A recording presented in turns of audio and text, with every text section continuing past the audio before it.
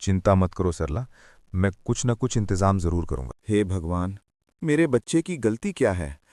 अगर मैं भूखा रह जाऊं तो चल जाएगा, लेकिन अमन का पेट खाली नहीं रहना चाहिए। अरे आइए हरिदत्त जी, कैसे आना हुआ? फसल बर्बाद हो गई है साहूकार जी, थोड़े पैसे उधार चाहिए। मोहनलाल, 1500 रुपए क्यों?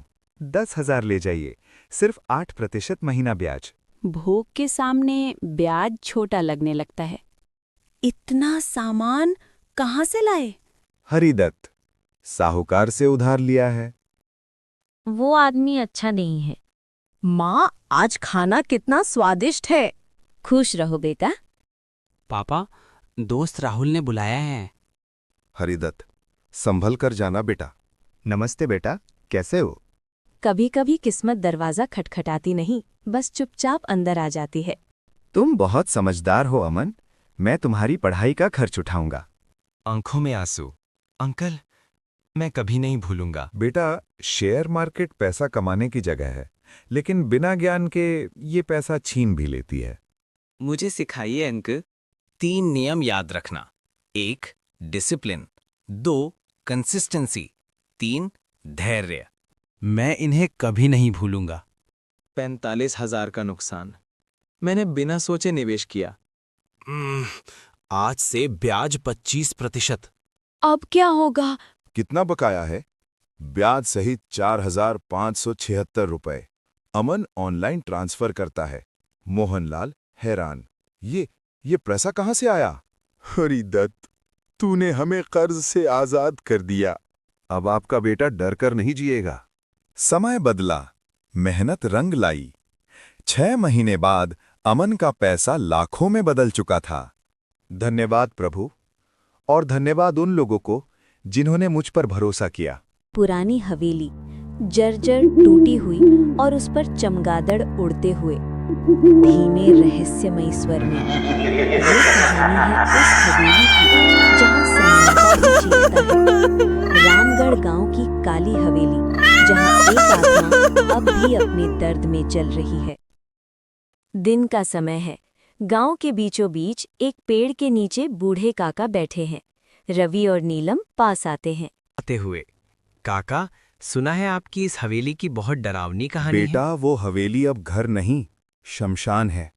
वहां रत्ना नाम की औरत की आत्मा भटकती है, जो अपने धोखेबाज पति के इंतजार में अब भी जाग रही है। क्या कोई गया है वहाँ? बहुत लोग गए, कोई लौटा नहीं।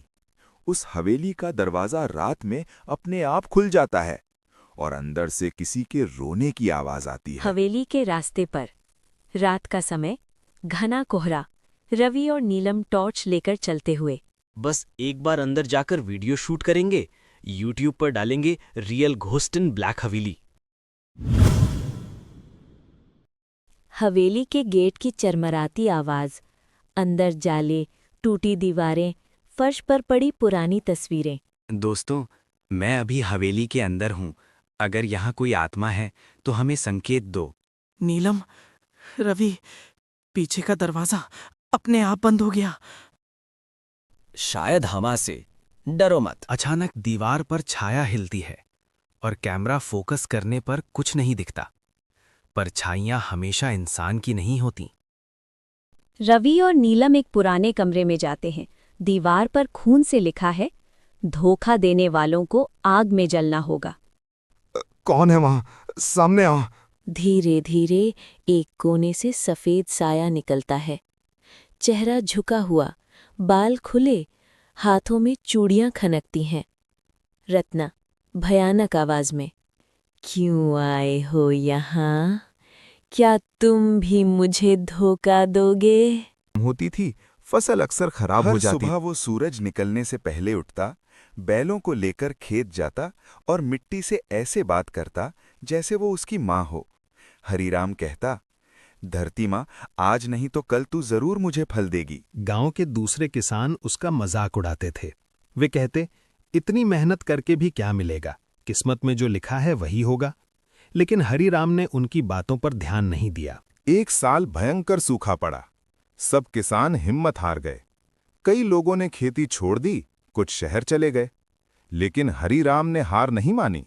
उसने कुआं और गहरा किया, गोबर की खाद बनाई, रात दिन खेत की रखवाली की।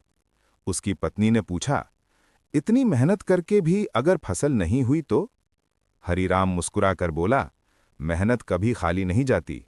कुछ महीनों बाद अचानक अच्छी बारिश हुई। जिस जमीन को सब बेकार समझ रहे थे, वहीं हरीराम के खेत में सोने जैसी फसल लहरा उठी। गांव के मुखिया ने कहा, हरीराम, तुमने साबित कर दिया कि मेहनत और विश्वास से किस्मत भी बदलती है। हरीराम ने विनम्रता से कहा, ये मेरी नहीं, मेरी मेहनत और